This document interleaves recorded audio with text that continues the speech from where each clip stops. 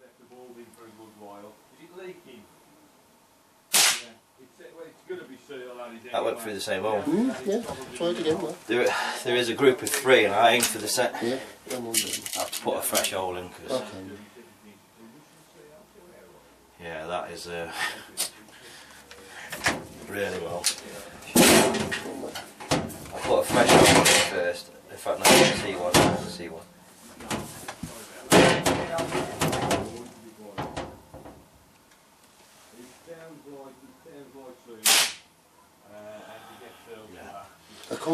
These shoot weird, these do, compared to the 95 because of that muzzle weight. There's no flip whatsoever, they only come back at you, you know. They shoot very much like the 97 actually. I think this one will be really good for actually shooting off a peg at HFT. Yeah. Yeah, the last 2 have gone in the same place. A couple more. I think it needs slightly a bit right for me, but the last 2 are in the same place. And maybe a 2-clip, which is up that way, innit? Because the first time I shot it, there was a group of 3 and it went straight in the middle of them. I'll probably shoot it without that on sight. It's actually touching the cylinder, so that'll affect the zero of the scope now. I'll shoot somewhere else, that will then. I'll put a new hole in there. Okay. Did he shoot somewhere else? Oh yeah, 2 mil dots low. Yeah. Yeah. That's how it's called. Crazy, isn't it? But just a simple thing like that. It's physically touching the cylinder in one tiny spot. Yeah. Ain't silly that. Folks don't look for things like that though, do they?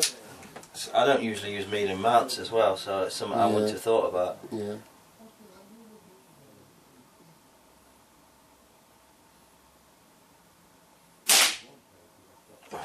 Okay.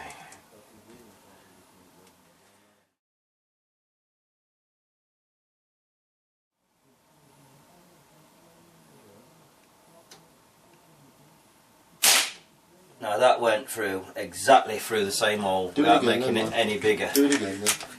God, that cock's really nice. Yeah.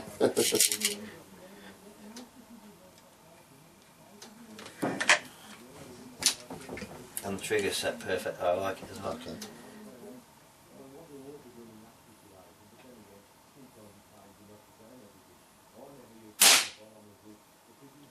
That's phenomenal. That is phenomenal. Them shots now, they're the same size. Yeah. Same. Can I have another go? Carry on, mate. That is phenomenal.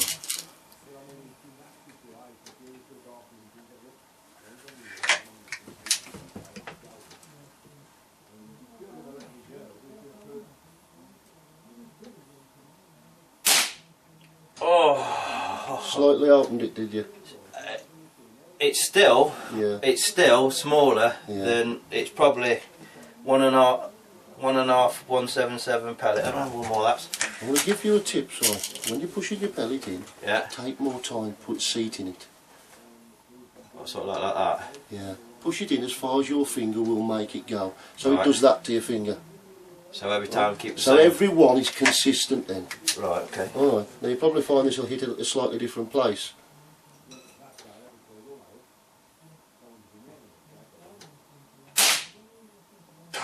Straight in again. Yeah. It's made a clover leaf now. In fact, you can see it. You see there, look from the left. Yeah. Second one down. Yeah.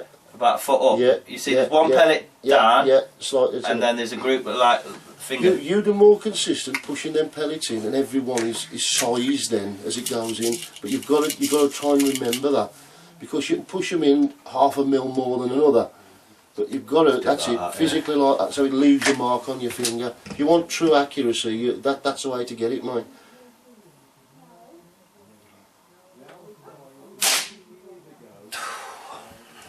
In fact, years ago, we used to have, when I used to shoot competitively, we used to have a little thick gizmo around our neck with a 6mm, sorry, that's right, 6mm plastic ball bearing glued in the end of it, right?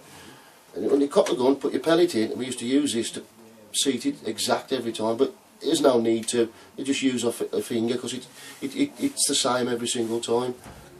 I can't believe how nice that cocks. There's no noise until the end either, Oh no, is there? nothing at all, mate. No, it's the way they are, isn't it? That is phenomenal accuracy.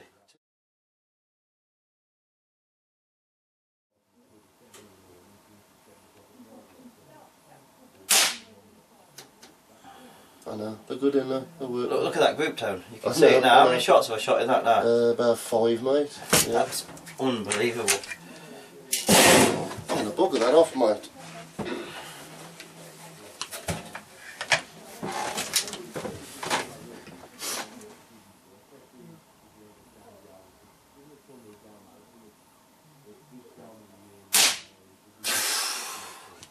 It's just going in the middle of every shot. That is phenomenal. That's going to be deadly on HFT. Let's see if it does the job for you, mate. Oh, it's going to do. It's a Thanks shame very about much. them, you know, but Yeah. there you go.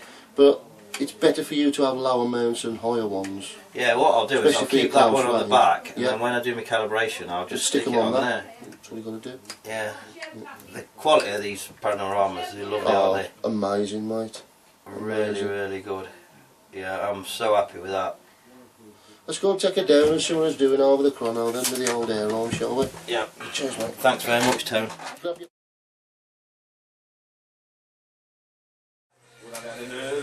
This is Tony just shooting a few of the air arms through now on the PM1 chrono to see what it's doing. I asked him to tune it to quite a lower power level. You can see it's very quiet because it is going to be used mainly for competition, but if it's around 10 and just a little bit more, then I'll still be able to use it if I ever want to for some vermin shooting, because there's plenty of power there.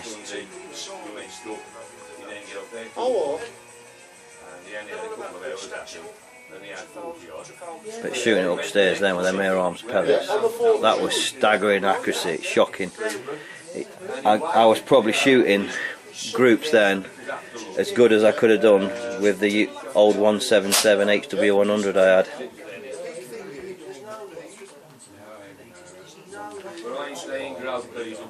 What's it doing, Tone? It's come up just a bit, mate, 10.6. Oh, that's So I fantastic. think that'll settle at that now. That Yeah, one, thanks very much. Leave it at that, and that'll probably come up a little bit more once you put a tin through it. It'll come up. It won't go much above 11 now. That won't. That's great. That's going to be absolutely spot on. Thank you very much.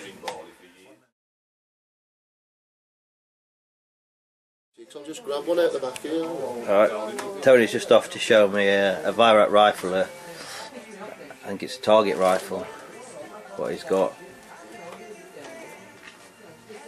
This one's a bit of a stake, but coming the other day for a customer, that's a 55T. Now they didn't always have scopes on; they had apertures on. Yeah. But I remember some years ago, Venom were converting these for.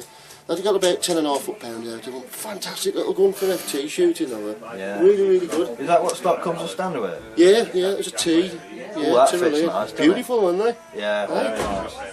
And what's he do? What's he having done? Do it tuned or Nothing, something? mate. Now we've had it off him in part exchange, and I'm going to clean it up, and I might keep it myself. Yeah, For my for your 100+ gun collection. Yeah, for my little collection, yes, mate. Yeah, it's different, and I do like different. Different is good. It is good, mate. But what a lovely rifle them were.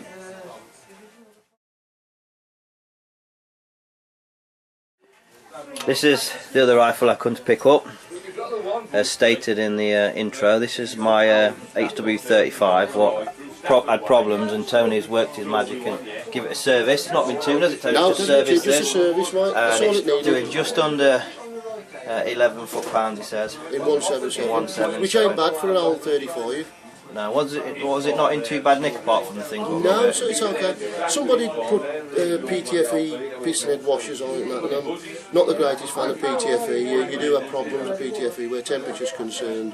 But now put the standard head back on, one of our springs, clean it all out, Sweet as a daisy now, So mate. it shoots super domes, is it? Yeah, super dome, very, very good.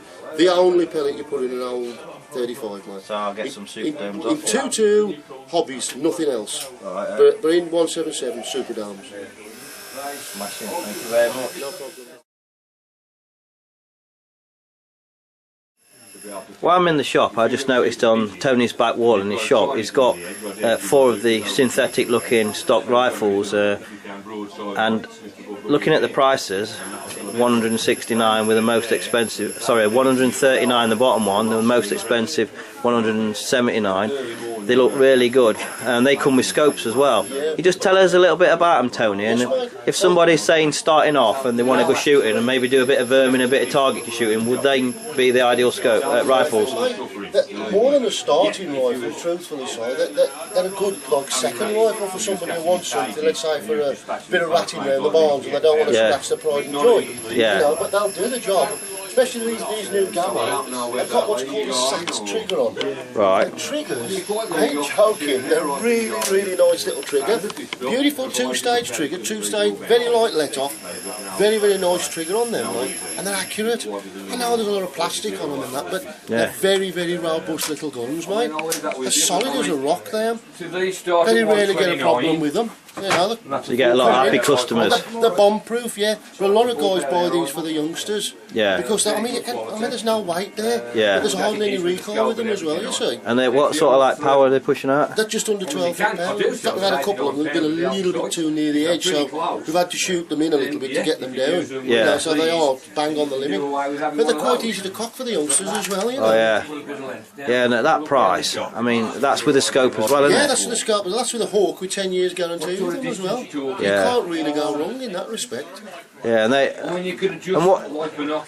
As somebody of an average shooting capability, then, Tone, what if there was to buy any one of them? What sort of ranges we're looking at to be fair? Average 35 yards, they'll put fingernail groups in time and time again, especially in 177. They seem to be pretty accurate in 177. The barrels are pretty good, mate. Yeah. We give them a diet of super domes on the wall, and they really put pellet on top of pellet. Have you ever done any tuning work on any of I've them? done one of them a while ago, and once we worked on it, it was so easy to cock, it was unbelievable. We had to do some quite heavy modifications for us, for it to be nice to us. But they work fine, mate. Very, very easy to do. So if you are watching this on the channel and you're looking to start shooting, or you want a second rifle, as Tony says, because you don't want to maybe throw your prize and joy around the barn for ferals or rats, and this price with a scope looks like it's going to be an ideal rifle. And fingernail groups at 35 yards is, it's well accurate enough for any of the UK vermin what we shoot. I bet you sell quite a lot, don't you? Yeah, I'm impressed with them. I'm very impressed. It needed some new blood out there on the market for newcomers and for season shooters, and these are the new blood, mate. Yeah. Very good value for money. Same as you said earlier, efforts when we talked about the SMK, they're probably never going to win a competition, are they? But for what they use, for what they're designed for, they're spot on. Yeah, very, very good, mate. That was the only criticism I got years ago with the Gammo stuff. It's always well made. But the only criticism I've got was the trigger. Yeah. But now with this new SAT trigger on, it's really good. I'm very impressed with it. Cheers, Tony. Thank you very much.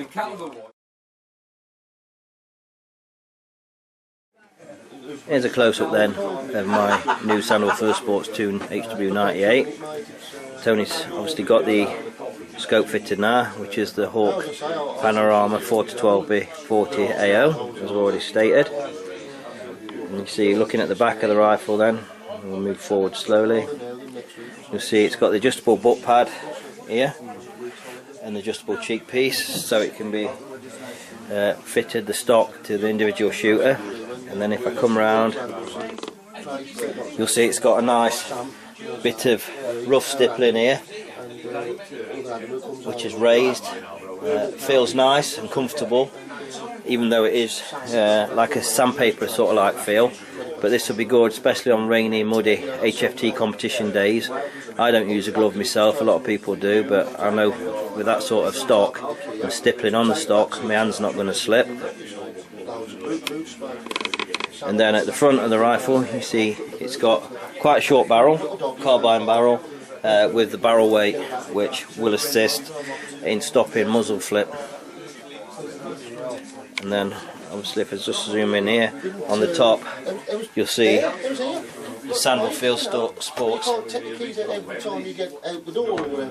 sticker, which comes on all rifles what Tony tunes, and he sticks that on there so he knows obviously it's been tuned by himself at Sandalfield Sports.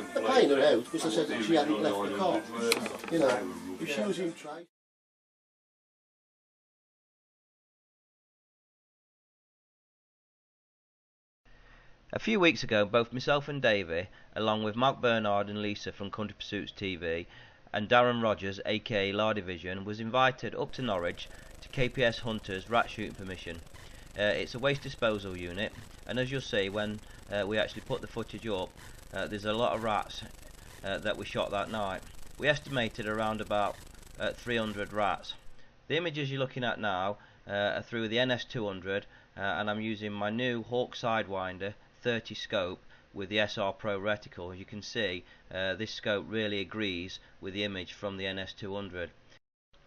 This footage here, what is actually really crisp, is footage being filmed with the aid of Darren Rogers, aka Lardy Vision's Bosch Illuminator, using the NS200. As you can see, the illuminator works absolutely fantastic, really does make the picture crisp.